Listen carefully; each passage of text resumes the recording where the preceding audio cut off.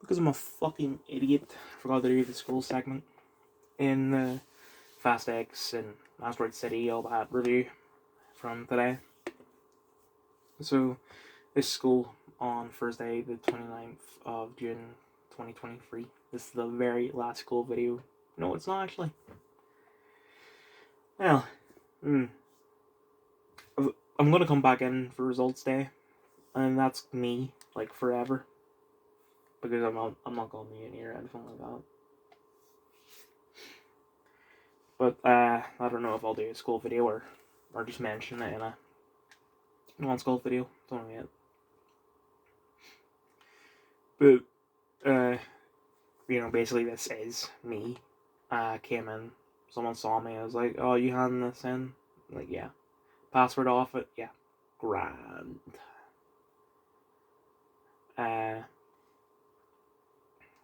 So I went down to go to the mentor's office, and on the way I saw the female head of year. I was like, "Hey, how are you? You're looking good. Just been relaxing." Like, yeah.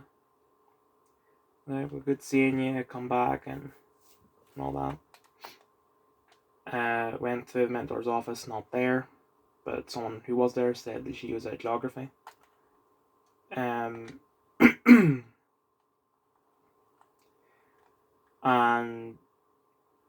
on the way to geography, I ran into the male head of year, and he said basically the same thing the female head of year said. Then, when I got to the mentor, we mostly just talked films again.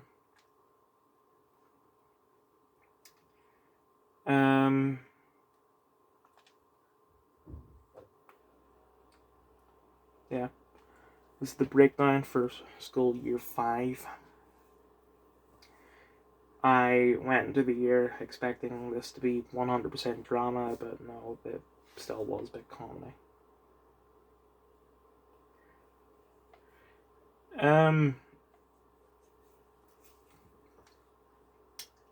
So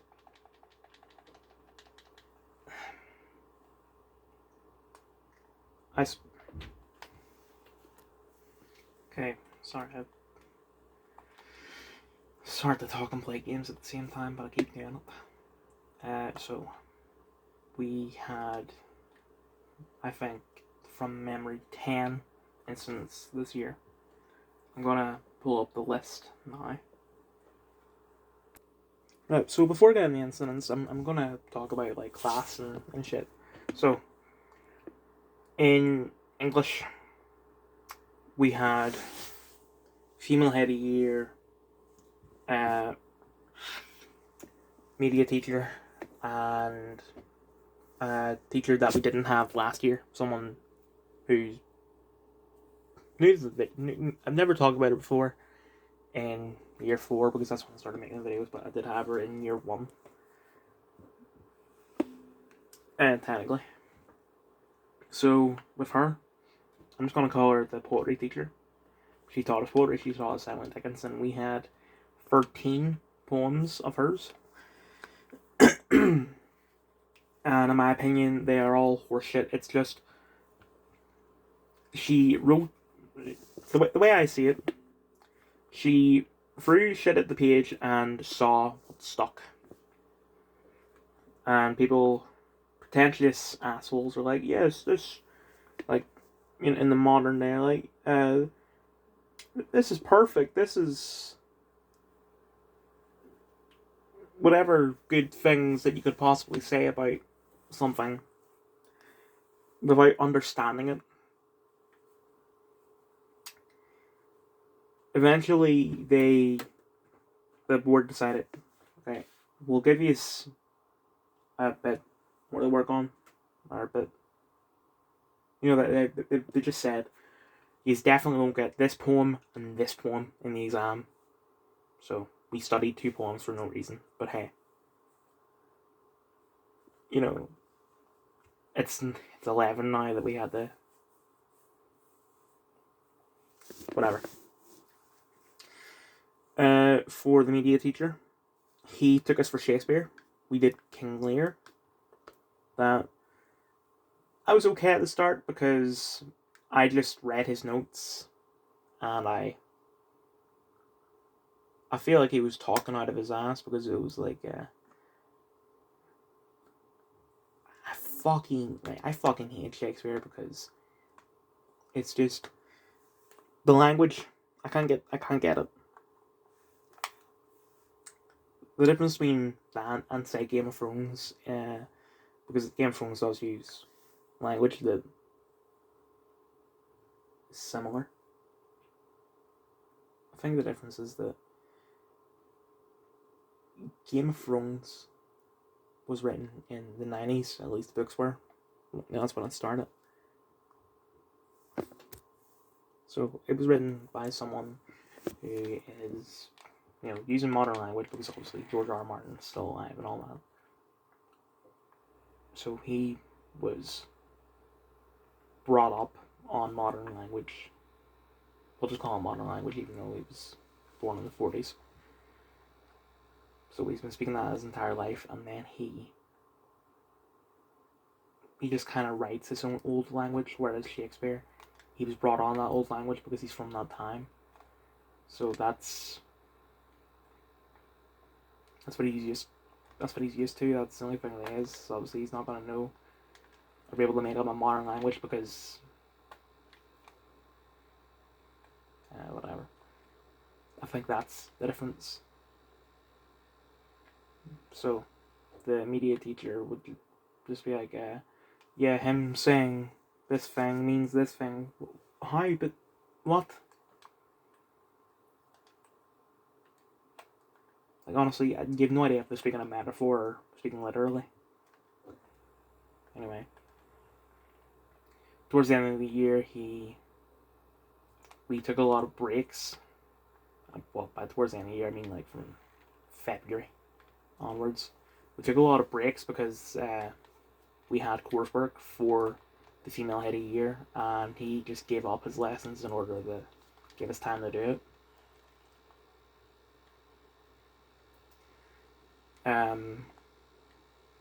So all the kind of their stuff went straight out of our heads, and then after that was done, the coursework, he started to do unseen poetry.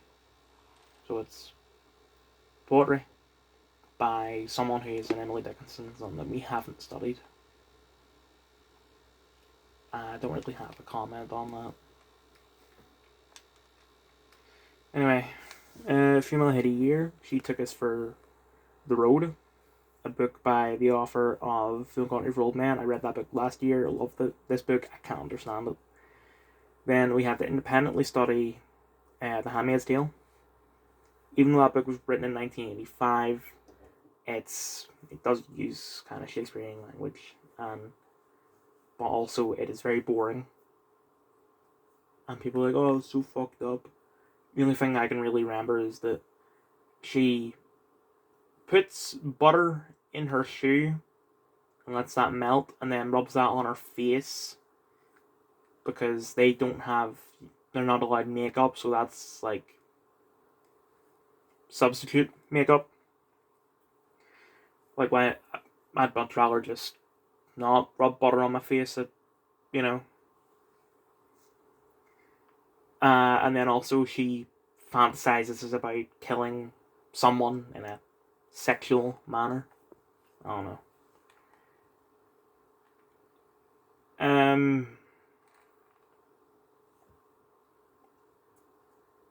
So we had to write an essay comparing both books, even though they're nothing alike. When it comes to media, there's not much to talk about. It was just media. Same as last year, just different topics, although we did go over the topics from last year. And that's Remove an Image. Same thing. So anyway, incidents. Number 1, 15th of September. Media teacher kept behind his English class to give them homework, not because they were badly behaved, but because that is his style. Because of this, I nearly missed my bus. A teacher who is responsible for making sure that people get on this bus shouted at me for being late and asked why. I explained, and she snapped, "Don't do it again," when it wasn't my fault. This was reported to the media teacher, who ignored it.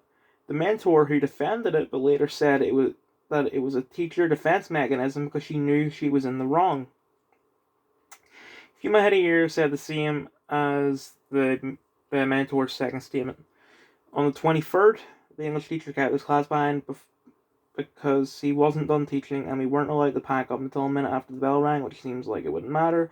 But considering how my bus is the first one to come and the fact that his class is at the back of the school, I was lucky to catch my bus. The teacher acknowledged that I was late again. I explained that she noticed the pattern. I don't think she heard me, but I said that it was up to her to talk to the media teacher because I already tried talking to him and he ignored me. Number 2. This wasn't considered an incident at the time that it happened, but I decided to consider it as such because of how the war works.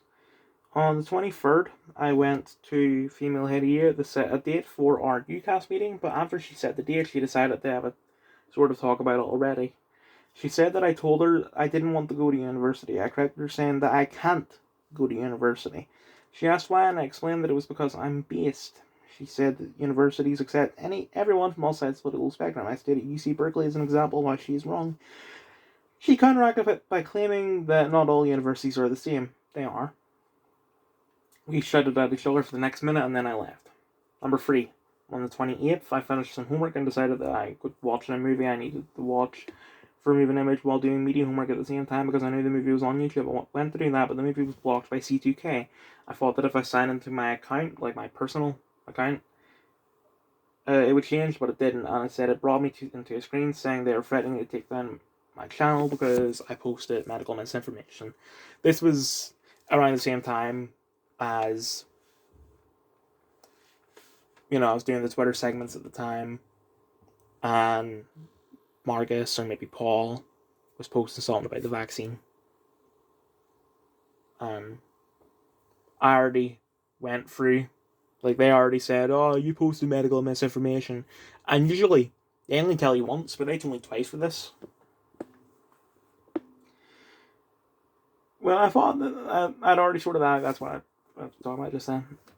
This made me so paranoid that I thought I would get sued to the point where I couldn't do my homework, so I decided to look up the law to see if it was possible for them to sue me. The study teacher saw this using the classroom feature and locked my iPad, which only made me more scared.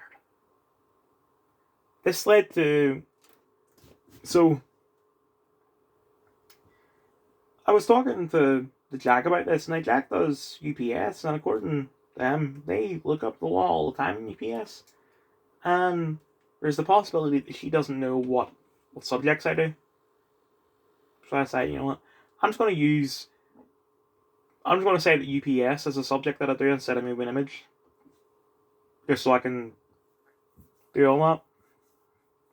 Anyway, 24th of October. I wore my HACCP because a week prior I caught a cold and I thought that wearing the HACCP would prevent me from catching another one. At the time I thought that it's called the cold because you get it by being cold. I thought that for 18 years and no one corrected me. I know now, though. During a study period I sat next to Ginger and we turned around to the people behind us to talk about homework, something that you should be allowed to do in study. She told us to turn around when we did. I said that we were talking about homework, and she noticed I was wearing my HACCP. She explained that they aren't allowed anymore and told me to take it off. Sensing an incident, I wrote my mum's email on a piece of paper and gave it to her, asking that she contact her first before we continue. I did this because my mum said for me to do this, like previous times in the past, because of all the bullshit that's happened, especially with that stuff with that therapist last year, where it was oh, the school's letting you be bullied. And they're like, oh, we promise we won't let it happen again. And then they'll let it happen again. Also, FYI, there's going to be a part 2 to this because I only have storage for 18 minutes worth of video. And I've already used 14 of those. Anyway. She didn't even glance at the paper because how dare she not get what she wants because of my attitude, something I'll get into later. She sent me to Female Headyear. Classroom assistant decided to come with me, and because Female Headyear wasn't in, she gave me the choice of going to Male Headyear or my form teacher. I decided on the latter because I don't trust the Male Headyear. I was allowed to stay in her room for the rest of the study, and I also went to the Male Headyear, explained that the principal's the one who decided we're no longer allowed to wear the HACCPs. I didn't say this to any of them, but they should have protested. As for my attitude, it was all lies and exaggeration. People said that I had an angry walk from my desk to the study teacher. Not true. Yes, my walk was more robotic, for lack of a better word, than usual, but that was out of fear, not anger, as I am the inferior authority in that situation, not the study teacher, meaning I'm the victim, not her. People also say that I threw my chair back when I stood up, which isn't true. Normally when someone stands up from a chair behind a desk, they pull the chair out from the desk. So, your legs. Now this is really basic. I'm gonna sound like I'm gonna treat you like a child here because this is stuff that children know, but yet people didn't seem to know this. But when you sit down and you're at a desk and you have that desk pulled in tight, your legs are covered by the desk. Like, you can't really just stand up. Especially if your chair's bolted to the ground. These chairs aren't. So usually when you stand up from a chair that isn't bolted to the ground, you would push yourself away from the table and then stand up. But instead, I just stood up. And because of physics, just automatically, the chair got pushed back because of that. So I didn't throw the chair. I'm gonna read out this sentence that, just in case I haven't already, because I'm reading part of it and then making a comment, then going back. Anyway, normally when someone stands up from a chair behind a desk, they pull it out first because sometimes people just stand up and the chair moves back because of basic physics. I didn't throw my chair. I stood up without pulling the chair back. Rare, but not unheard of. This is the first time the teachers have acknowledged my rebellious behaviour. Even the people involved in the previous three incidents aren't aware of what was going on until now. But despite the fact that, from their perception, this was a first-time offence, within the term they gave me a C3, which I refused to do. And then they're like, oh, you either have to do a C3 or 2 C2s.